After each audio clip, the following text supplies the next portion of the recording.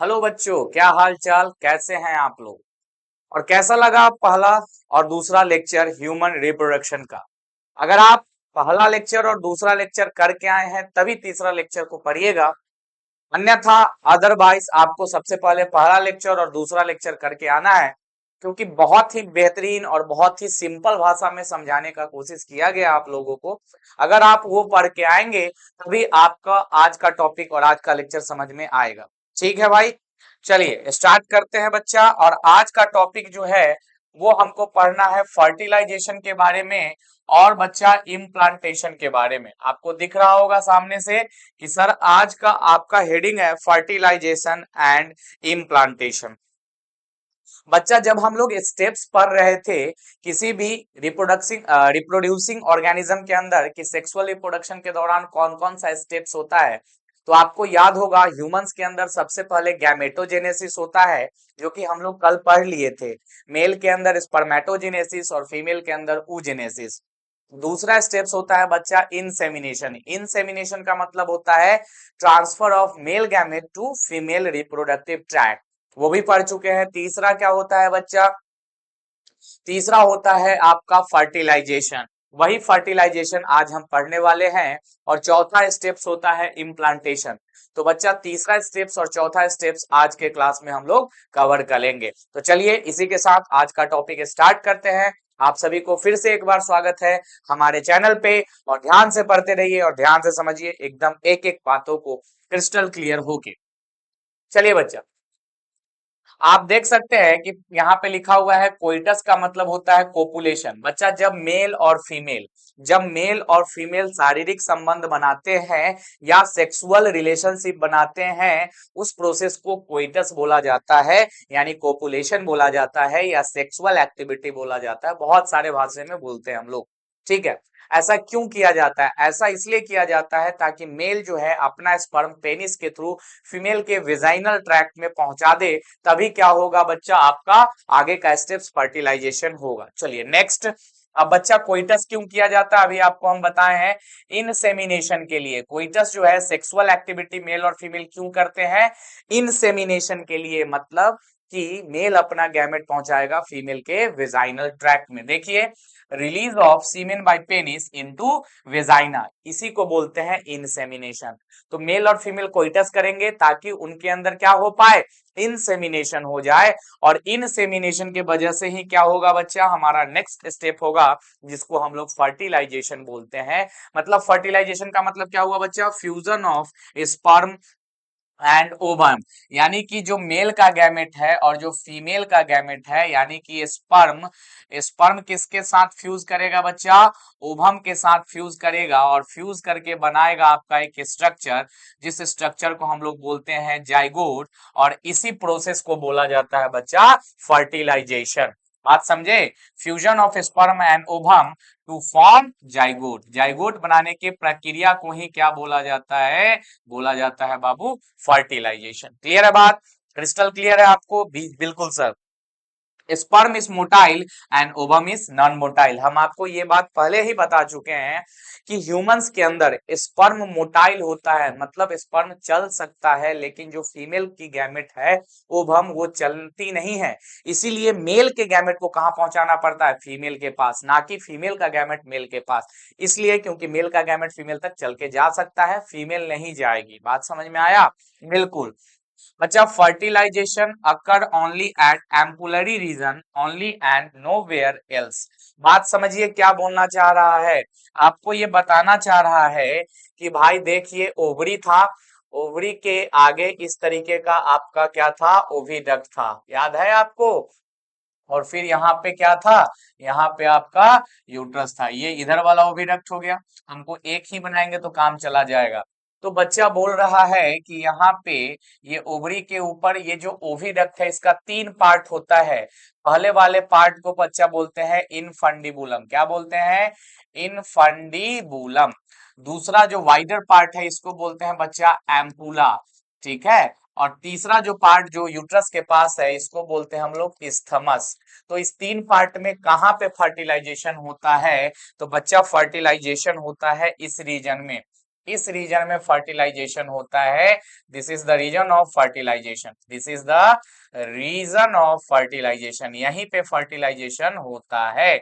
वही बात आपको लिख के दे रहा है कि बच्चा मेल का गैमेट और फीमेल का गैमेट जो फ्यूज होता है वो ओविडक्ट के एम्पुला वाले रीजन में होता है और कहीं नहीं हो सकता है। देखिए फिर से ये क्या बोलना चाह रहा है कि fertilisation occur only at ampullary region and nowhere else, यानी कि motile sperm swims rapidly pass through cervix, enters into uterus, and fertilization can occur only if sperm and ovum are transported simultaneously to ampullary region. That is why not all copulation leads to fertilization and pregnancy. फिर से देखिए बच्चा क्या कह रहा है, इतना सारा भाषण दिया, इसका मतलब है कि मान लीजिए ये बच्चा आपका यूट्रस है, तो यूट्रस के नीचे क्या होता है, यूट्रस के नीचे होता है सर्विक्स और सर्विक्स के नीचे होता है वेजाइना। आपको पता है बाबू कि जो मेल का स्पर्म है, इस तरीके का स्पर्म था ना मेल का, चलो यही बना देते हैं हम, मेल का स्पर्म, मेल का स्पर्म कहाँ आया, वेजाइना में। ये स्विम करते कहाँ जाएगा बच्चा, यूट्रस में पहुंचेगा, यूट्रस में पहुंचा, फिर ये स्विम करते करते कहाँ जाएगा, फिर ये स्विम करते करते बच्चा आपका जाएगा कहाँ पे, तो ये पहुंचेगा आपका, स्विम करते करते पहुंचेगा आपको एम्पुला वाले रीजन में। और अगर उसी समय, जिस समय स्पर्म यहाँ पहुंचा है, अगर उसी समय फीमेल के अंदर ओवुलेशन हो जाए, क्या हो जाए बच्चा, फीमेल के अंदर ओवुलेशन हो जाए और ये अंडा अगर उसी समय बाहर आ जाए, ये अंडा अगर उसी समय बाहर आ जाए और यहाँ पे आके मेल के गैमेट के साथ, यानी कि मेल के गैमेट के साथ फ्यूज कर जाए, अभी क्या होगा, फर्टिलाइजेशन होगा, अदरवाइज फर्टिलाइजेशन नहीं होगा। तो ये बात आप देख पा रहे हो बच्चा, कितना ही ज्यादा चांस इवेंट है, बहुत ही ज्यादा चांस इवेंट है, हमेशा ऐसा नहीं हो सकता है। अब जरूरी थोड़ी है कि जिस समय ओव्यूलेशन हो मेल का स्पर्म उसी समय पहुंचे, ऐसा जरूरी नहीं है। हर एक सेक्सुअल एक्टिविटी एकदम टाइम एक्यूरेट करके तो होगा नहीं मेल और फीमेल के बीच में, तो हर सेक्सुअल एक्टिविटी प्रेगनेंसी को लीड नहीं करता है।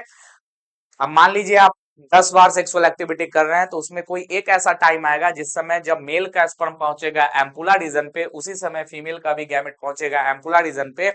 और फर्टिलाइजेशन होने के लिए ये बहुत ही जरूरी बात है कि दोनों गैमेट एक ही समय पे पहुंचना चाहिए, कहां पे, एम्पुला रीजन पे, अदरवाइज कोई फर्टिलाइजेशन नहीं होगा। बात समझे, इसीलिए 10-20 बार सेक्सुअल एक्टिविटी होने के बाद ही एक आध बार क्या होता है, प्रेगनेंसी का चांस रहता है। हर एक जो सेक्सुअल एक्टिविटी है वो प्रेगनेंसी लीड नहीं कराता है। यही बात आपको इस पेज में बताया गया, क्लियर है। यहाँ पे बताया गया कि बच्चा जैसे ही गैमेट बनेगा फिर मेल और फीमेल कोइटस करेंगे, कोइटस के वजह से मेल क्या करेगा, इंसेमिनेट करेगा फीमेल को, मतलब अपना गैमेट फीमेल के ट्रैक में पहुंचाएगा। फिर फीमेल के अंदर क्या होगा, फर्टिलाइजेशन होगा। फिर फर्टिलाइजेशन होने के लिए क्या रीजन चाहिए, फर्टिलाइजेशन होने के लिए कंडीशन है कि जब मेल का गैमेट एम्पुला पे पहुंचे उसी समय फीमेल का गैमेट एम्पुला पे पहुंचना चाहिए, तभी क्या होगा, फर्टिलाइजेशन होगा, अदरवाइज फर्टिलाइजेशन नहीं होगा। अब मान लीजिए दोनों गैमेट सेम टाइम पे पहुंचा और फर्टिलाइजेशन हो गया, तो फर्टिलाइजेशन होने के बाद क्या बनता है, तो फर्टिलाइजेशन होने के बाद आप सभी को पता होना चाहिए कि फर्टिलाइजेशन होने के बाद स्पर्म जो है, फर्टिलाइजेशन मतलब क्या हो गया, स्पर्म और ओवम फ्यूज किया और फर्टिलाइजेशन होने के बाद दोनों मिलके क्या बनाता है, जाइगोट बनाता है। क्लियर है बात। ये भी आपको पता होना चाहिए कि स्पर्म जो है हैप्लॉइड होता है, ओवम जो है हैप्लॉइड होता है, n+n मिलके जाइगोट कैसा बनाता है, 2n बनाता है।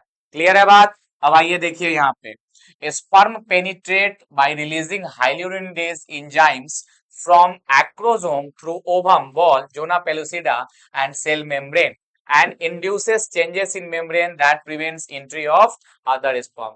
ये कहना क्या चाह रहा है आप देखिए, पेज से समझते हैं हम लोग। मान लीजिए बच्चा आपको पता है कि ये ओवम है और ओवम के अंदर कौन सा oocyte था बच्चा, सेकेंडरी oocyte था, तो ये रहा आपका सेकेंडरी oocyte।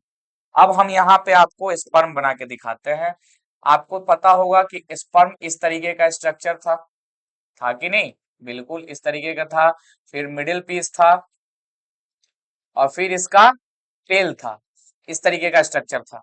यहाँ पे न्यूक्लियस था और इसके आगे जो कैप था ये एक्रोजोम कहलाता है। क्या कहलाता है, एक्रोजोम। और इसी एक्रोजोम में कल हम लोग पढ़े थे कि एक एंजाइम होता है जिसका नाम होता है हायाल्यूरोनीडेज एंजाइम। हायालुरोनिडेज एंजाइम। ठीक है भाई, समझ में आ गया इतना बात। अब आपको पता होना चाहिए कि बच्चा ये जो ओवम है इसके ऊपर एक मेम्ब्रेन होता है और उस मेम्ब्रेन का नाम होता है zona pellucida. Zona pellucida, zona pellucida. और इसके नीचे भी एक एंजाइम होता है जो सॉरी जोना पेलुसिडा, सॉरी रुक जाइए। अब जोना पेलुसिडा है तो ये भी तो है भाई। ये क्या है? ये आपका सेल मेम्ब्रेन है, किसका? सेकेंड ओवम का। ये है सेल मेम्ब्रेन। तो आपको पता होना चाहिए कि फर्टिलाइजेशन में क्या होता है। फर्टिलाइजेशन में बच्चा क्या होता है, देखिए ये जो मेल का न्यूक्लियस है, ठीक है, ये किसका न्यूक्लियस है? मेल का न्यूक्लियस है, मेल स्पर्म का न्यूक्लियस है। और ये क्या है बच्चा? फीमेल फीमेल ओवम का न्यूक्लियस है, तो फीमेल न्यूक्लियस है। दोनों न्यूक्लियस का फ्यूजन होना चाहिए। तो आप देखिए मेल के न्यूक्लियस को अगर इस फीमेल के न्यूक्लियस में पहुंचना पड़ेगा तो क्या करना पड़ेगा? इस स्पर्म को, ये दो लेयर को चीरना पड़ेगा। ये दो लेयर किसके थ्रू चिराएगा, किसके थ्रू हटेगा? तो बच्चा हायालुरोनिडेज एंजाइम के थ्रू क्या होगा? ये होगा। तो यहाँ क्या लिखेंगे? हायालुरोनिडेज एंजाइम डिसॉल्व, डिसॉल्व किसको डिसॉल्व करता है बच्चा? जोना पेलुसिडा को। किसको? Zona pellucida. और जोना पेलुसिडा पेलुसिडा को डिसॉल्व करके क्या बनाता है? जोना पेलुसिडा को डिसॉल्व जैसे ही करेगा तो मेल का न्यूक्लियस किसके साथ जाएगा? फीमेल के न्यूक्लियस के साथ जाएगा। और इसी को क्या बोलेंगे हम लोग? फ्यूजन बोलेंगे या फर्टिलाइजेशन बोलेंगे। बात समझे? तो जैसे ही ये और ये मिल गया, मेल न्यूक्लियस और फीमेल न्यूक्लियस मिला, मतलब क्या हो गया? फर्टिलाइजेशन हो गया।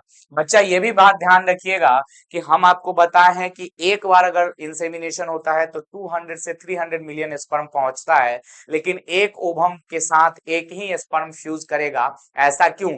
बाकी स्पर्म क्या कर रहा है?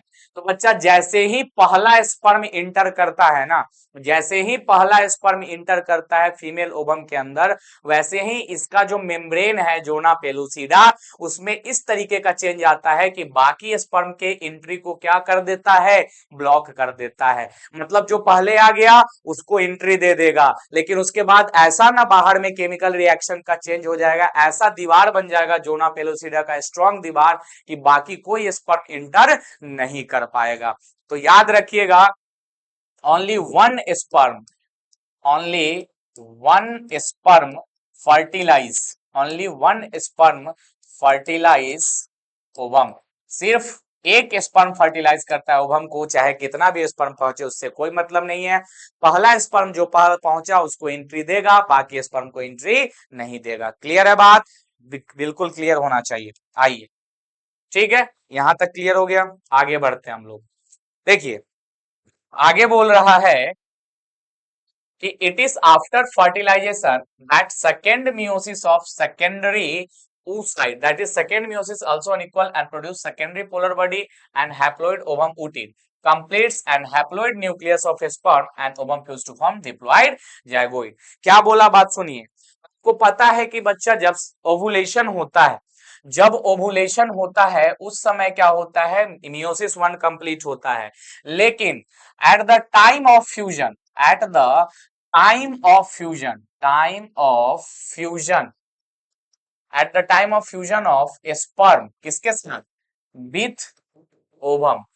At the time of fusion of sperm with ovum, second meiosis 2, कौन सा बच्चा? Meiosis 2 completes. तो मियोसिस 1 तो कंप्लीट हो जाता है ओवुलेशन के समय में ही, लेकिन जो मियोसिस 2 होता है वो कंप्लीट होता है जब फ्यूजन होने वाला होता है किसका? स्पर्म का और ओवम का। तो स्पर्म बनाए थे बच्चा, स्पर्म का न्यूक्लियस ये था, तो ये मेल न्यूक्लियस था, ठीक है, ये मेल न्यूक्लियस था। और यहाँ पे आप देख सकते हैं, देखिए ऐसे नहीं बनाते हम लोग, ऐसे बनाते हैं, देखिए कैसे बनाते हैं। तो ये बच्चा फीमेल है और फीमेल का ये न्यूक्लियस था अंदर में, जैसे ये फीमेल का न्यूक्लियस। अब यहाँ पे क्या पहुंचा? यहाँ पे अब पहुंचा बच्चा मेल का न्यूक्लियस, ठीक है। तो ये भी एन और फीमेल वाला भी एन। अब दोनों क्या हो जाएगा? दोनों बच्चा फ्यूज हो जाएगा, दोनों फ्यूज हो जाएगा। और दोनों फ्यूज होगा, इसी प्रोसेस को हम लोग क्या बोलेंगे? इसी प्रोसेस को हम लोग बोलेंगे फर्टिलाइजेशन। इसी प्रोसेस को बोलेंगे फर्टिलाइजेशन। और जो स्ट्रक्चर बन के तैयार होगा उस स्ट्रक्चर को हम लोग बोलेंगे जाइगोट। क्या बोलेंगे? जाइगोट। बात समझ में आया? क्लियर है यहां तक? बिल्कुल। तो बच्चा ये व्हाइट वाला कौन सा है? व्हाइट वाला है मेल न्यूक्लियस। कौन सा न्यूक्लियस है? मेल न्यूक्लियस है। और पीला वाला कौन सा न्यूक्लियस है बच्चा? पीला वाला है आपका फीमेल न्यूक्लियस। तो मेल न्यूक्लियस का फ्यूजन फीमेल न्यूक्लियस के साथ, इसी को क्या बोला जाता है? इसी को बोला जाता है फर्टिलाइजेशन। और फर्टिलाइजेशन होने पे कौन सा स्ट्रक्चर बन के तैयार होता है? फर्टिलाइजेशन होने पे जो स्ट्रक्चर बन के तैयार होता है उसका नाम है बच्चा जाइगोट। क्या यहाँ तक क्लियर है आप सभी को? बिल्कुल सर, एकदम क्रिस्टल क्लियर है। आगे बताइए अब। देखिए, अब बच्चा जो जाइगोट बनेगा, जो बच्चा बनेगा वो मेल है या फीमेल है, उसका सेक्स कैसे डिसाइड होगा वही जानना है हमको। देखिए, if X carrying sperm fertilise ovum, then offspring will be female, and if carrying sperm fertilise this will be male. 50% of sperm carrying X chromosome and 50% carrying Y chromosome. So there is always 50-50 chance of progeny to be male or female. यहाँ पे क्या लिखा हुआ है उससे मतलब नहीं है, वो आपको पढ़ना है। मास्टर का काम पढ़ना नहीं है, मास्टर का काम है जो लिखा हुआ है उसको सिंपल शब्दों में समझाना। तो आइए सिंपल शब्दों में समझते हैं। बच्चा जो मेल का, देखो, अगर कोई मेल है, अगर कोई मेल क्या है, रिप्रोडक्शन हमेशा मेल और फीमेल के बीच में होता है। तो देखिए, एक मेल है एक फीमेल है। आपको पता है कि मेल के अंदर सेक्स क्रोमोसोम कौन कौन सा होता है? तो एक्स और वाई होता है। और फीमेल के अंदर कौन कौन सा होता है? सिर्फ और सिर्फ एक्स और एक्स होता है। तो बच्चा जब मेल का गैमेट बनेगा तो हैप्लॉइड बनेगा। ये तो डिप्लॉइड डिप्लॉइड है, इससे हैप्लॉइड गैमेट बनाना है। तो एक गैमेट में एक ही क्रोमोसोम आना चाहिए। तो एक में एक्स आया और एक में क्या आया? वाई आया। तो ये किसका गैमेट है? ये बच्चा मेल गैमेट है। ठीक है, ये कौन सा गैमेट है? Male gamete. चलिए, बहुत बढ़िया। अब फीमेल के अंदर भी दो गैमेट बनेगा, लेकिन दोनों गैमेट कैसा होगा? एक्स एक्स वाला ही होगा। बिल्कुल सर, समझ में आ गया। तो सर जो मेल का गैमेट है वो एक्स और वाई हुआ, अलग अलग तरीके का, और फीमेल का गैमेट तो सेम ही हुआ। तो ये है बच्चा फीमेल गैमेट। अब सोचिए, अब जितना भी स्पर्म बनेगा, चाहे वो 100 स्पर्म ही क्यों ना बने, चाहे 100 स्पर्म क्यों ही ना बने, उस 100 स्पर्म में से हमेशा 50 स्पर्म जो होगा वो एक्स वाला होगा, और बाकी 50 जो होगा हमेशा वाई वाला होगा। चाहे कितना भी स्पर्म बन के तैयार हो, चाहे कितना भी मेल गैमेट बन के तैयार हो, हमेशा 50-50 का रेशियो होगा। 50 वाले में एक्स होगा, 50 वाले में वाई होगा। अब सोचिए, आगे सोचिए। अब देखिए कि मेल है, और मेल का गैमेट हमेशा 50% एक्स और 50% वाई होगा। लेकिन जो जिस फीमेल के अंदर हम लोग रिप्रोडक्शन करवा रहे हैं, अगर मान लीजिए फीमेल के अंदर तो हमेशा एक्स ही होगा। तो मान लीजिए अगर मेल का गैमेट एक्स गया और फीमेल के अंदर हमेशा एक्स ही होता है, तो दोनों का फ्यूजन करके जो बच्चा बनेगा वो क्या होगा बच्चा? एक्स और एक्स होगा, और एक्स और एक्स क्या होगा? फीमेल बच्चा होगा। ठीक है।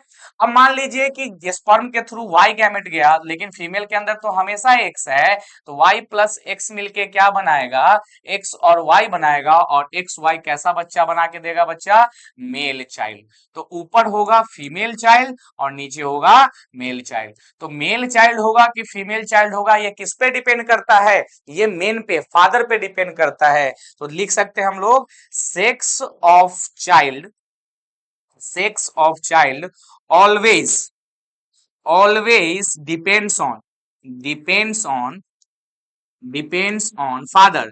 लेकिन गांव देहात में क्या होता था बच्चा? अगर किसी औरत को हमेशा बच्ची ही पैदा लेती थी, उसको उसके घर वाले बहुत प्रताड़ित करते थे कि तुमको बेटा पैदा नहीं हो रहा है, तुमको सिर्फ लड़की पैदा हो रहा है, तुम जो हो कलंकिनी हो, दिस वगैरह बोलते थे। लेकिन बच्चा यहाँ आप देख सकते हैं, पढ़े लिखे आप साइंस के स्टूडेंट है, को पता होना चाहिए कि बच्चा लड़का होगा या लड़की, ये औरत के वजह से नहीं होता है डिसाइड। ये किसके वजह से डिसाइड हो रहा है? मेल के वजह से। क्योंकि ये जो औरत वाला गैमेट है वो तो हमेशा सेम ही हो रहा है, चाहे वो तो हमेशा एक्स एक्स ही होगा। ये मेल के कारण होता है कि कभी एक्स होगा और कभी वाई, कभी कभी क्या 50% एक्स गैमेट और 50% वाई गैमेट होगा, किसका?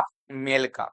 तो ये बात आपको एकदम ध्यान से याद रखना है, और इसको आपके समाज में बताना है कि लड़का और लड़की में कोई फर्क नहीं है। बात समझे? चलिए नेक्स्ट, आगे देखिए। As zygote moves through isthmus of oviduct, mitotic division starts, which is called cleavage, and forms 2, 4, 8, 16 daughter cell called blastomeron. अब ये क्या बताना चाह रहा है बाबू, ये भी सुन तुम। देख, ये था आपका ओवरी, यहाँ पे आपका था इनफंडिबुलम, यहाँ पे क्या था बच्चा आपका इनफंडिबुलम, और यहाँ आके आपका स्टार्ट हो जाता है क्या, यहाँ आके स्टार्ट हो जाता है आपका ओवरी, ये दूसरे साइड का है। चलो अब क्या बोल रहा है, अब ये बोल रहा है कि यहाँ जब हुआ था क्या, यहाँ बना था जाइगोट, तो जब बच्चा यहाँ से तुम मूव करेगा, ये पहला स्टेज क्या था, पहला था इनफंडिबुलम, फिर था एम्पुला, और फिर फाइनली था इस्थमस। क्या लिख दूं मैं इसको, बिल्कुल सर, पहला कौन था, इनफंडिबुलम, देखो इतना प्यार से समझा रहे हैं। दूसरा एम्पुला, हर एक चीज को पिक्चर के थ्रू दिखा रहे हैं, और तीसरा क्या है बच्चा, इस्थमस। ठीक है, तो जब यहां से आगे की तरफ मूव होगा, आगे की तरफ जब जाइगोट मूव करेगा, तो बच्चा ये डिवाइड करते हुए मूव करता है, ये डिवाइड करते हुए मूव करता है, और फाइनली कहाँ आता है, फाइनली आ गया तुम्हारा यूट्रस के अंदर। तो यहाँ कितना सेल था, एक था, एक से डिवाइड करके दो हुआ, दो से डिवाइड करके चार हुआ, चार से डिवाइड करके आठ हुआ, और आठ से डिवाइड करके 16 सेल तक बना। अब ये जो एक से दो, दो से चार, चार से आठ, आठ से 16 सेल डिवीजन हो रहा है ना, इसको यहाँ पे स्पेशल नाम दिया गया है, और उस स्पेशल नाम को बोलते हैं हम लोग क्लीवेज। और क्लीवेज की वजह से एक से दो जो ये सेल बन रहा है, इसमें दो सेल है, इसमें चार सेल है, सेल को क्या बोलते हैं, सेल को हम लोग बोलते हैं बच्चा ब्लास्टोमियर। क्या बोलते हैं, ब्लास्टोमियर। बात समझ में आया क्या, यानी यहाँ जो सेल डिवीजन हो रहा है, को पता है कि एम्पुला पे फर्टिलाइजेशन हुआ, फर्टिलाइजेशन के वजह से जाइगोट बना। अब ये जो जाइगोट है वो आगे की तरफ मूव करके जाएगा यूट्रस में, जैसे जैसे ये मूव करेगा वैसे वैसे क्या होगा बच्चा, वैसे वैसे इसमें क्लीवेज होगा, यानी कि एक special type of cell division होगा, जिसमें सेल का नंबर एक से दो, दो से चार, चार से आठ, आठ से 16 तक पहुंचेगा। तो इस special type of cell division को हम लोग क्लीवेज बोलते हैं। और ये जो सेल बन रहा है ना, दो सेल, चार सेल, आठ सेल, 16 सेल, इस सेल को हम लोग ब्लास्टोमियर बोल रहे हैं। क्लियर है बात, आया समझ में। यही बात आपको बोला गया है कि जैसे ही जाइगोट मूव करके आगे की तरफ बढ़ता है, वो सेल डिवीजन करता है, उस सेल डिवीजन को हम लोग क्या बोल रहे हैं, क्लीवेज। और जो सेल बन के तैयार हो रहा है उस सेल का नाम है ब्लास्टोमियर। बहुत बढ़िया, चलिए आगे देखिए। हाँ, embryo with 8 to 16, embryo with, अरे यार रुक जा, embryo with 8 to 16 blastomere is called as morula. समझे, या तो 8 सेल वाला इम्ब्रायो हो, सब एक सेल वाले को जाइगोट बोलते हैं, उसके बाद जैसे ही 2 सेल हुआ, 4 सेल हुआ, उसको इम्ब्रायो बोलने लगते हैं। तो यहाँ पे बोल रहा है अगर इम्ब्रायो जो है वो 8 से 16 से ब्लास्टोमियर वाला है, 8 to 16 ब्लास्टोमियर, इसके पास कितना ब्लास्टोमियर है, 8 से 16, तो इसको क्या बोलेंगे हम लोग, मोरूला बोलते हैं। क्या बोलते हैं, एक स्पेशल नाम दिए हैं, मोरूला। ठीक है, अब morula continues to divide and transform into blastocyst. तो ब्लास्टोसिस्ट किसको बोलते हैं वो आपको हम लिख के बता देते हैं। तो 8 से 16 वाले को क्या बोल रहे हैं, 8 से 16 वाले को बोल रहे हैं बच्चा मोरूला। ठीक है, अब 16 से 32 वाले को हम लोग बोलते हैं ब्लास्टूला। क्या बोलते हैं, ब्लास्ट्रूला। और 32 से ज्यादा वाले को हम लोग बोलते हैं गैस्ट्रूला। ठीक है, तो ये 3 स्टेज होता है, आपको याद रखना है कि 8 से 16 मोरूला, 16 से 32 ब्लास्टूला, और 32 से ज्यादा वाले को गैस्ट्रूला बोलते हैं। यही बात आपको यहाँ समझाने की कोशिश की गई है। आगे चल के देखिए और क्या बोल रहा है। तो आप देख सकते हैं यहाँ पे पिक्चर, बहुत ही बढ़िया पिक्चर दिया हुआ है कि यहाँ पे ओवरी से रिलीज हुआ ओवम, उसी समय इस वेजाइनल ट्रैक से, यूट्रस से होते हुए, ओविडक्ट से होते हुए स्पर्म पहुंचा एम्पुला पे, एम्पुला पे ओवम और स्पर्म एक साथ पहुंचा तो फ्यूजन हुआ। इस यहाँ पे स्ट्रक्चर जो बना उसको जाइगोट बोलते हैं। जाइगोट के बाद यहाँ पे सिंगल सेल, फिर यहाँ 2 सेल, फिर 4 सेल, फिर 8 सेल, फिर 16 सेल। 16 सेल होते ही ओविडक्ट को छोड़ के कहां पे आ जाएगा, यूट्रस पे। तो ई और एफ, यहाँ पे 8 है और यहाँ पे 16 है, इस दोनों स्टेज को क्या बोलेंगे हम लोग, इस दोनों स्टेज को हम लोग मोरूला बोलते हैं। उसके बाद वाले स्टेज को हम लोग ब्लास्टूला बोलते हैं, और उसके बाद वाले स्टेज को हम लोग गैस्ट्रूला बोलते हैं। ठीक है, और गैस्ट्रूला स्टेज पे बच्चा क्या होता है, इम्प्लांटेशन हो जाता है यूट्रस के वॉल से जाके, हमारा जो है है इम्ब्रायो वो चिपक जाता है। अब आप यहाँ पे देख सकते हैं, यहाँ पे क्या है बच्चा, यहाँ पे आपका सिर्फ और सिर्फ ओवम है। अब यहाँ पे क्या हो रहा है, यहाँ पे फर्टिलाइजेशन हो रहा है। ओवम के साथ कौन चिपक रहा है, स्पर्म। जैसे ही चिपकेगा जाइगोट बनेगा एक सेल का, फिर 2 सेल बन गया, फिर यहाँ पे 4 सेल बना, फिर यहाँ पे 8 सेल बना, फिर यहाँ पे 16 सेल बना, और 16 को बाद में अरेंज हो जाता है। ये जो 16 सेल है, कुछ सेल पेरीफेरी में चले जाते हैं, साइड बाउंड्री में चले जाते हैं, और कुछ सेल अंदर चले जाते हैं, और बीच में कैविटी डेवलप हो जाता है, और इसको हम लोग बोलते हैं ब्लास्टोसिस्ट। क्या बोलते हैं, ब्लास्टोसिस्ट। अब ब्लास्टोसिस्ट को थोड़ा सा और पिक्चर वाइज हम बताएं आपको, तो देखिए किस तरीके से इसको डिजाइन किया जा सकता है कि बाहर एक लेयर होता है, उसमें कुछ सेल्स होते हैं इस तरीके से। तो जो मोरूला में 16 सेल थे ना, उसमें से कुछ सेल कहाँ चले जाएंगे, बाउंड्री पे चले जाएंगे इस तरीके से, और ई बना लेगा आउटर सेल मास। ये क्या हो गया बच्चा, ये हो गया आपका outer cell mass. Outer cell, या इसी को बोलिए ट्रोफोब्लास्ट, ट्रोफोब्लास्ट, ठीक है। ये आउटर सेल की तरफ चल गया और ट्रोफोब्लास्ट बोलते हैं। और कुछ सेल जो है बच्चा अंदर की तरफ इकट्ठा हो गया किसी एक कोने में, ठीक है, किसी एक कोने में अंदर की तरफ अरेंज हो गया उसी सेल 16 सेल में से, और इसको हम लोग बोलेंगे इनर सेल मास। क्या बोलेंगे, इनर सेल मास। अब एक कैविटी यहाँ पे बन गया जिसको हम लोग बोलेंगे ब्लास्टोसील, ब्लास्टोसील। और इस ये फिगर किसका है बच्चा, ये फिगर हो गया आपका ब्लास्टोसिस्ट का। तो मोरूला के बाद यही बनता है, ब्लास्टोसिस्ट बनता है। बात समझ में आया। अब आपको पता होना चाहिए कि ये जो इनर सेल मास है, यही आपको क्या बना के देता है, ये बना के आपको देता है जर्म लेयर। क्या बना के देता है बच्चा, जर्म लेयर। 3 जर्म लेयर बना के देगा, जिससे आपका पूरा का पूरा बॉडी बन के तैयार होता है। और ये ट्रोफोब्लास्ट क्या बनाता है, ये बनाता है आपका कोरियोनिक विलाई, कोरियोनिक विलाई, जो कि आपके यूट्रस के वॉल के साथ ऐसे इंटरडिजिटेट करके आपको यूट्रस में चिपकने के लिए मजबूत बनाता है। अब आप देख सकते हैं यहाँ पे, तो ये रहा आपका पूरा का पूरा क्या फर्टिलाइजेशन के बाद का इवेंट, इम्ब्रायोजेनेसिस, जो कि हम पिक्चर वाइज आपको यहाँ पे सिखाए हैं, जो कि ये किसका पिक्चर है, ब्लास्टोसिस्ट का पिक्चर है। आगे देखिए क्या होता है, फिर से बोल रहा है यहाँ पे कि ब्लास्टोसिस्ट यानी कि blastomere in the blastocyst are arrange in 2 layer, 2 layer में अरेंज हो गया। कब, ब्लास्टोसिस्ट जैसे ही कंडीशन आया। पहले क्या था बच्चा, पहला कंडीशन था मोरूला, 8 से 16 स्टेज तक मोरूला था। मोरूला के बाद कौन सा स्टेज आएगा, ब्लास्टोसिस्ट। ब्लास्टोसिस्ट में ये जो 16 सेल है वो क्या होगा, कुछ सेल पेरीफेरी में चला जाएगा, यानी कि बाउंड्री बना लेगा, और कुछ सेल अंदर की तरफ आ जाएगा। इसीलिए बोल रहे हैं कि 2 लेयर में अरेंज हो गया है। एक है बच्चा आउटर लेयर, जिसको हम लोग नाम दिए हैं trophoblast, that helps embryo in attachment of endometrium. ये जो आपका ट्रोफोब्लास्ट है वो फिंगर लाइक प्रोजेक्शन बनाता है, जिसको यूट्रस में जाके ऐसे चिपक जाता है। इसीलिए बोल रहे हैं कि यूट्रस के इंडोमेट्रियम से अटैचमेंट देने का काम कौन कर रहा है, आपका आउटर लेयर ट्रोफोब्लास्ट। और जो इनर लेयर है, जिसको हम लोग इनर सेल मास बोल रहे हैं, that's get differentiate into embryo and form germ layer. और जो इनर सेल मास था, जो अंदर की तरफ सेल था, वो क्या कर रहा है, इनर सेल मास उसको बोलते हैं, और वो एम्ब्रायो बनाता है, और उसी एम्ब्रायो से क्या बनता है, जर्म सेल बनता है, 3 जर्म लेयर, जिससे कि पूरा का पूरा बॉडी बन के तैयार होगा। क्लियर है, यहां तक आप सभी को समझ में आ गया। बहुत बढ़िया, आगे की तरफ चलते हैं। बहुत ही ध्यान से देखिएगा, बहुत मस्त चीज है। अब क्या हुआ बच्चा, जैसे ही ब्लास्टोसिस्ट बना, जैसे ही ब्लास्टोसिस्ट बनेगा बच्चा, इम्प्लांटेशन का प्रोसेस होगा। इम्प्लांटेशन मतलब क्या होता है, देखिए, attachment and embedding of blastocyst into endometrium. अगर हम आपको फिगर से दिखाना चाहे तो आप ये फिगर से आप देख सकते हैं, ये है आपका यूटेरस।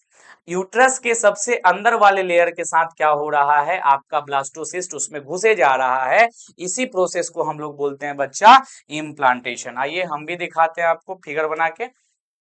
हाँ, चलिए हम आपको फिगर बना के दिखाते हैं। ये इस तरीके का क्या है, आपका यूट्रस है ना। इधर क्या होगा, इधर ओविडक्ट होगा, इधर भी क्या होगा, ओविडक्ट होगा। ये आपका यूट्रस का सबसे बाहर का लेयर, उसके बाद यूट्रस के बीच का लेयर, उसके बाद बच्चा यूट्रस के सबसे अंदर का लेयर, ठीक है। अब क्या होगा, आपका जाइगोट बना है, अभी तुरंत तुरंत नया जाइगोट बना है। ये जो नया जाइगोट है बच्चा, ये इस तरीके से होगा, कुछ सेल्स यहाँ साइड में पेरीफेरी में होंगे और कुछ सेल्स क्या होगा बच्चा, बिचवा में होगा प्रेजेंट। इस तरीके से छोटा छोटा सेल्स यहाँ प्रेजेंट होगा। अब क्या करेगा कि ये जो आपका जाइगोट है, ये जो आपका ब्लास्टोसिस्ट है, ये क्या है आपको पता होना चाहिए, ये आपका ब्लास्टोसिस्ट है। यही ब्लास्टोसिस्ट किसके साथ अरेंज होने लगता है, किसमें घुसने लगता है, किसमें धंसने लगता है, इंडोमेट्रियम में धंसने लगता है। तो इस लेयर को क्या बोलेंगे, इंडोमेट्रियम। अगर इंडोमेट्रियम में आपका ब्लास्टोसिस्ट घुसने लगा है, इसका मतलब है क्या हो रहा है, इसका मतलब है इम्प्लांटेशन हो रहा है। और यही इम्प्लांटेशन होने के बाद प्रेगनेंसी सक्सेसफुल होता है, अदरवाइज प्रेगनेंसी सक्सेसफुल नहीं होता है। बात समझ में आ गया होगा आपको। बिल्कुल सर, इम्प्लांटेशन किसको बोलते हैं, तो इम्प्लांटेशन बोलते हैं ब्लास्टोसिस्ट का किसमें धंसना, ब्लास्टोसिस्ट का किसमें धंसना, ब्लास्टोसिस्ट का धंसना किसमें, इंडोमेट्रियम ऑफ यूटेरस में।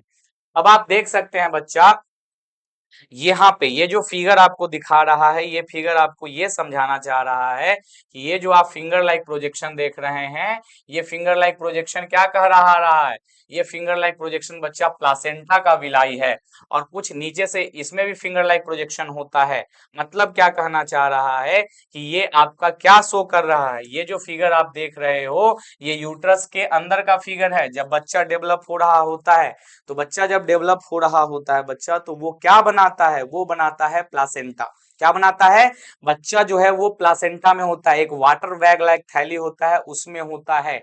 आप देखिए यहाँ पे सबसे पहले लिखा हुआ है कैविटी ऑफ यूट्रस, यानी यूट्रस का कैविटी है। उसके बाद यहाँ पे लिखा हुआ है इम्ब्रायो, ये जो अंदर में पल रहा है बच्चा, ये इम्ब्रायो है।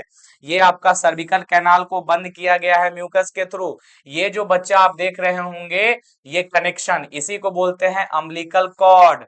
ये अम्बिलिकल कॉर्ड जो कि नाभि से कनेक्ट रहता है, इसी अम्बिलिकल कॉर्ड से कनेक्ट होता है मदर का प्लासेंटा। तो आप यहाँ पे देख सकते हैं बच्चा, आगे लिखा ही होगा कि प्लासेंटा क्या होता है। आप आइए प्लासेंटा के बारे में पढ़ते हैं।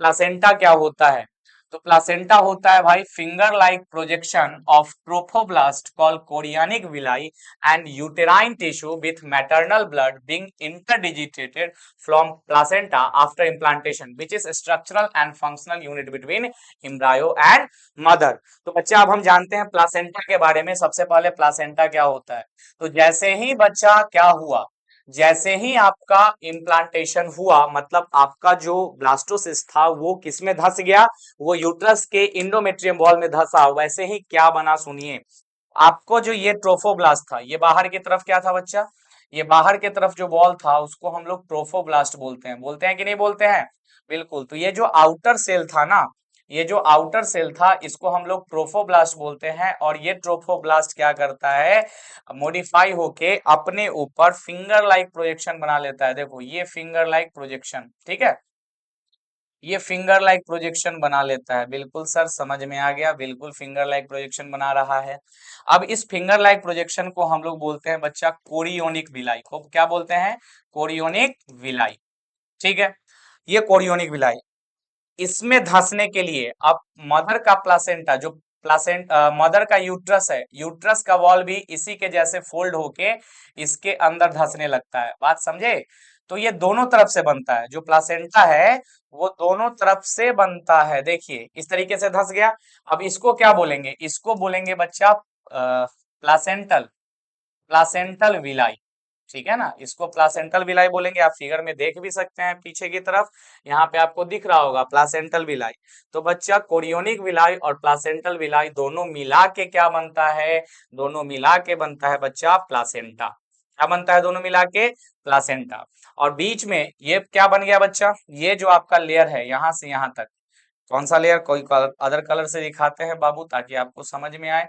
ये जो पूरा लेयर है यहाँ से यहाँ तक, ये लेयर, ठीक है, इसी लेयर को हम लोग क्या बोल रहे हैं बच्चा, इसी लेयर को हम लोग प्लासेंटा बोल रहे हैं, ठीक है।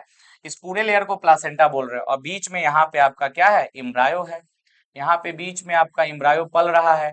अब आप देख रहे हैं कि प्लासेंटा ऊपर है और बीच में इम्ब्रायो है, तो इसके बीच में क्या होना चाहिए, इसके बीच में कनेक्शन होना चाहिए। और वो कनेक्शन क्या होता है, वो कनेक्शन होता है बच्चा अम्बिलिकल कॉर्ड, अम्बिलिकल कॉर्ड।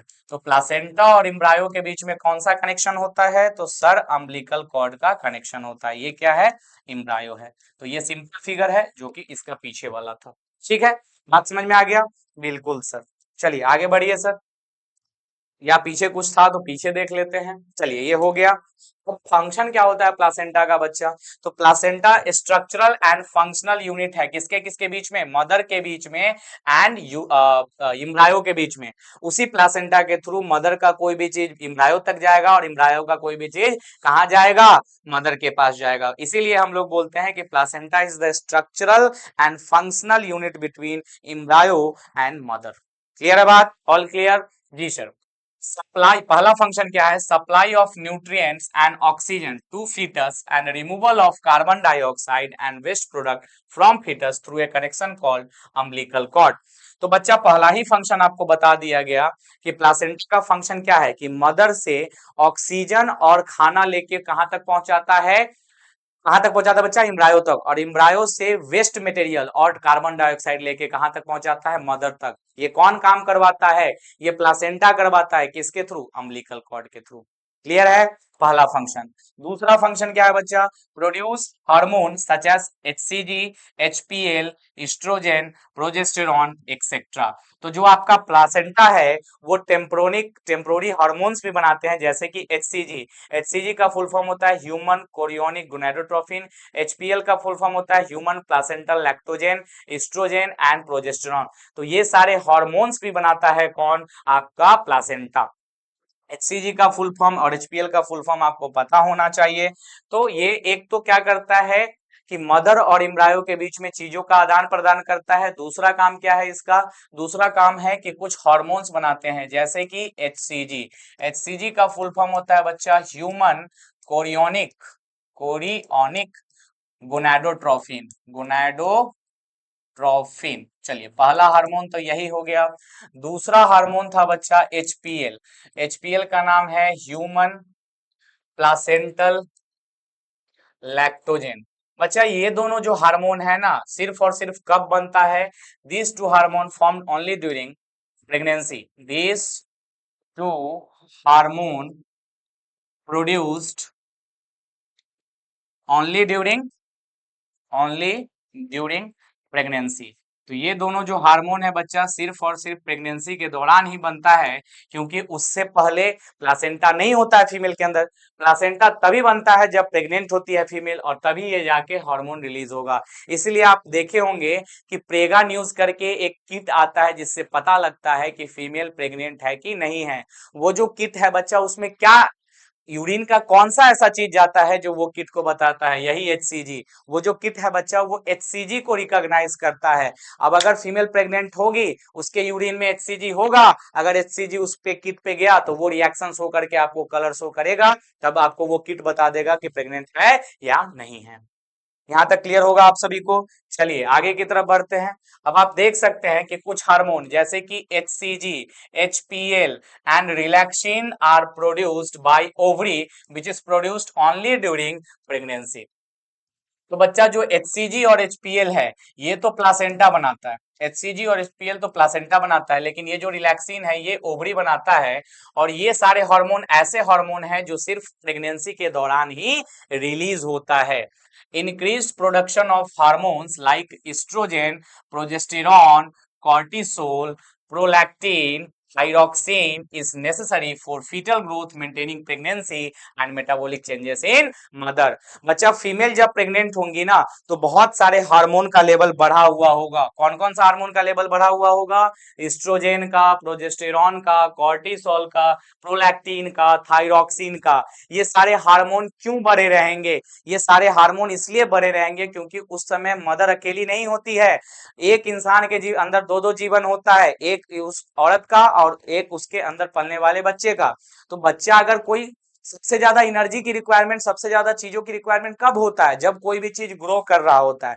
तो चूंकि उस समय बच्चा का फॉर्मेशन हो रहा होता है, तो मैक्सिमम काम चल रहा होता है उस समय फीमेल के बॉडी के अंदर, तो इसीलिए मैक्सिमम के बॉडी के अंदर मैक्सिमम अमाउंट में उस समय हार्मोन मिलेगा। और कौन कौन सा हार्मोन मिलेगा तो आपको यहाँ पे दिया हुआ है बच्चा, जैसे कि प्रोलैक्टिन। प्रोलैक्टिन क्यों बनेगा बच्चा? प्रोलैक्टिन हार्मोन का काम क्या है?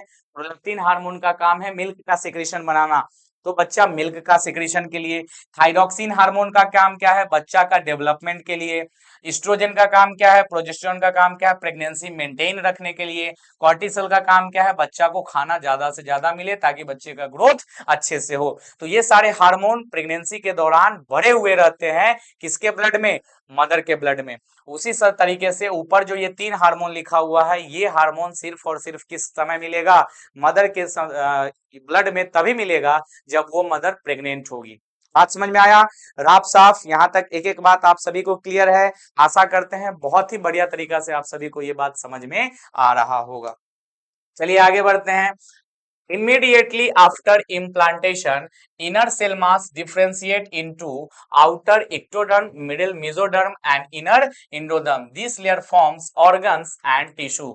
क्या बोला भाई? सुनो, अब जैसे ही बोला कि जैसे ही इम्प्लांटेशन होगा तो आपका जो ट्रोफोब्लास्ट था वो तो फिंगर लाइक प्रोजेक्शन बना ही देता है, जिसको हम लोग क्या बोलते हैं? कोरियोनिक विलाई बोलते हैं, जो कि प्लासेंटा बनाने में काम आता है। लेकिन जो आपका इनर सेल मास था वो आफ्टर इम्प्लांटेशन, तो इम्प्लांटेशन होने के तुरंत बाद 3 लेयर में स्प्लिट हो जाता है। 3 लेयर में स्प्लिट हो जाता है। नहीं, इसको इस तरीके से नहीं रखिए। इनर सेल मास जो है बच्चा वो बनाता है आपका जर्म लेयर। क्या बनाता है? Germ layer. और जर्म लेयर 3 होते हैं, आउटर, मिडिल और इनर। आउटर वाले को बोलते हैं बच्चा इक्टोडर्म, मिडिल वाले को बोलते हैं मीजोडर्म और इनर वाले को बोलते हैं इंडोडर्म। तो ये 3 जर्म लेयर बन के तैयार होता है just after the implantation by the inner cell mass. और यही 3 लेयर क्या बनाता है?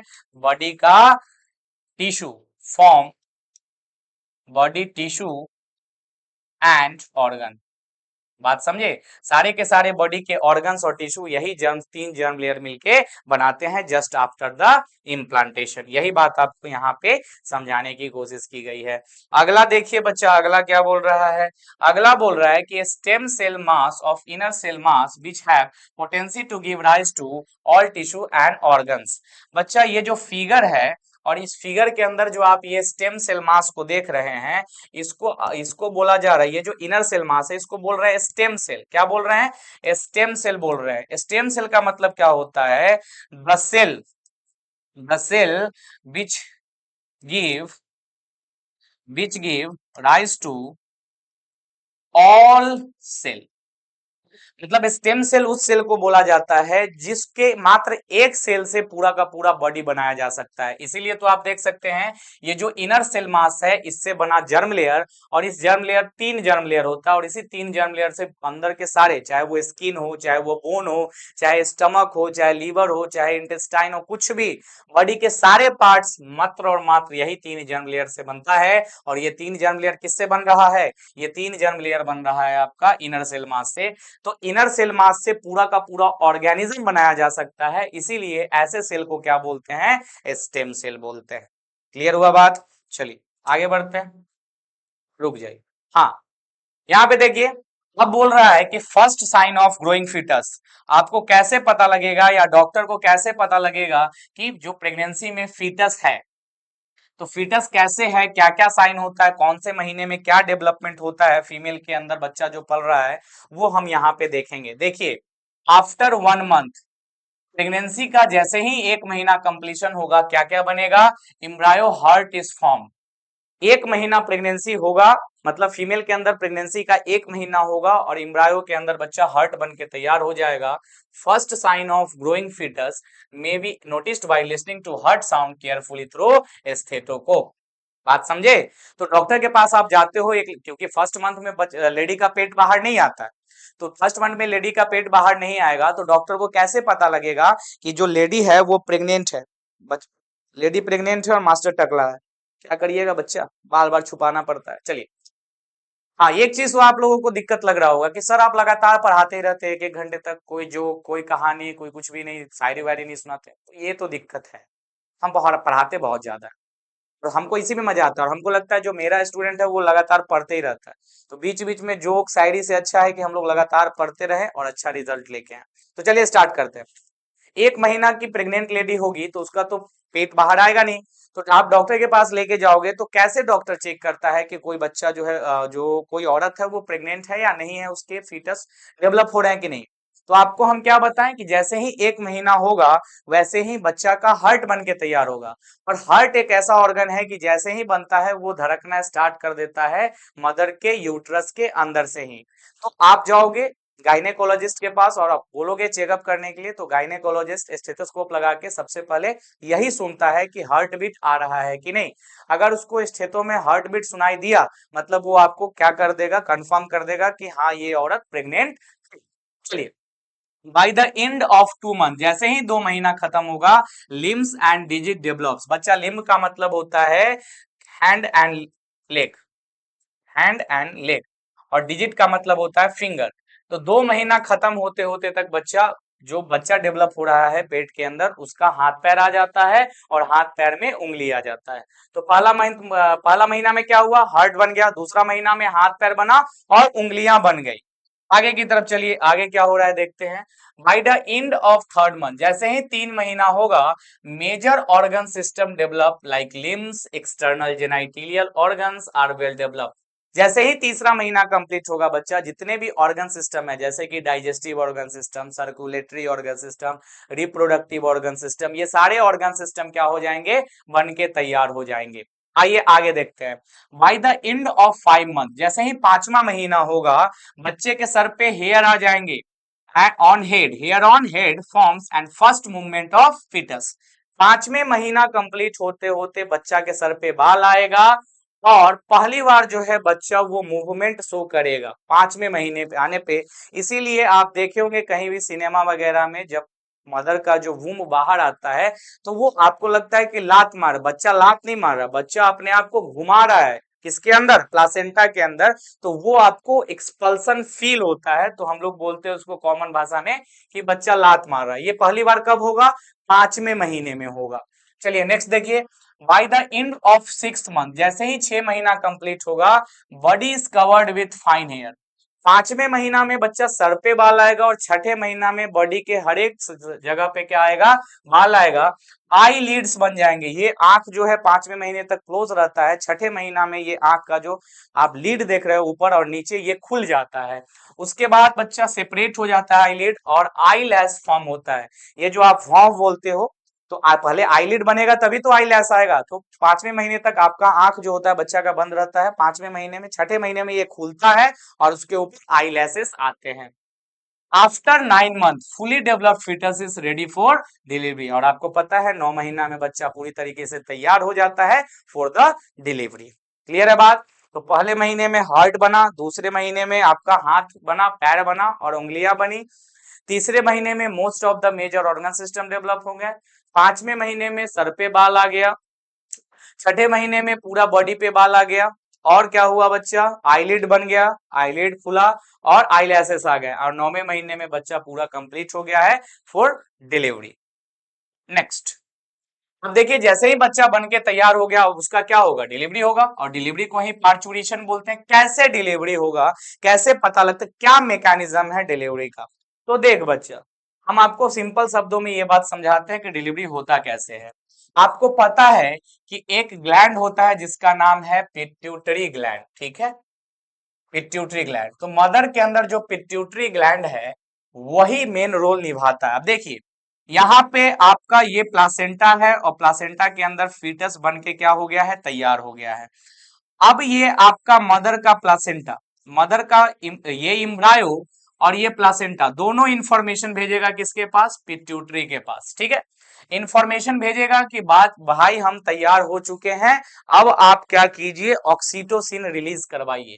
पिट्यूटरी ग्लैंड क्या करेगा बच्चा, ऑक्सीटोसिन रिलीज करेगा, ऑक्सीटोसिन। अब आपको पता है कि ऑक्सीटोसिन एक ऐसा हार्मोन है जो स्मूथ मसल पे काम करता है। अब यूट्रस का जो मायोमेट्रियम है, मिडिल वाला लेयर है, वो स्मूथ मसल का है।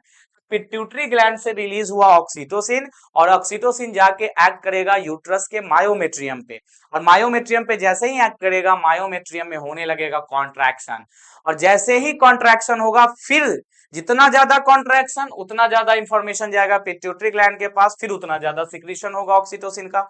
मतलब ये एक साइकिल बन जाएगा, तुम हमको कॉन्ट्रैक्शन करवा के दो, हम तुमको रिलीज करवा के देंगे।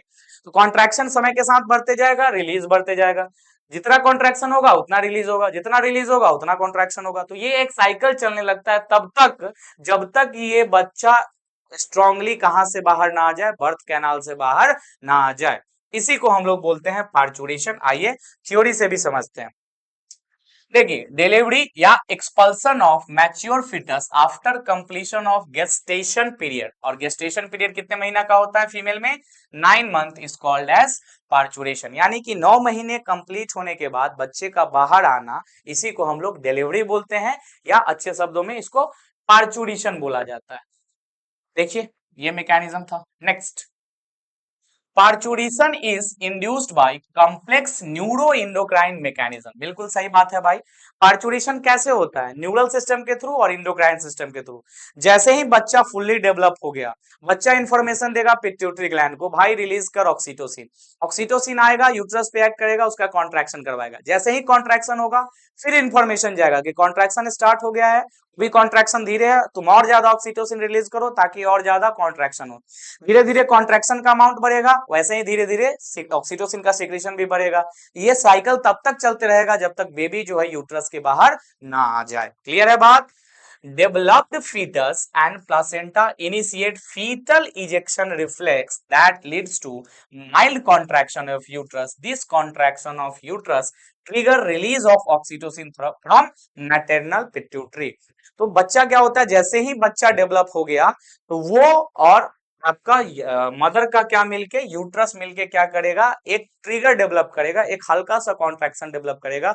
इस हल्के कॉन्ट्रैक्शन के वजह से इंफॉर्मेशन जाएगा पिट्यूटरी ग्लैंड के पास, वो रिलीज कर देगा ऑक्सीटोसिन।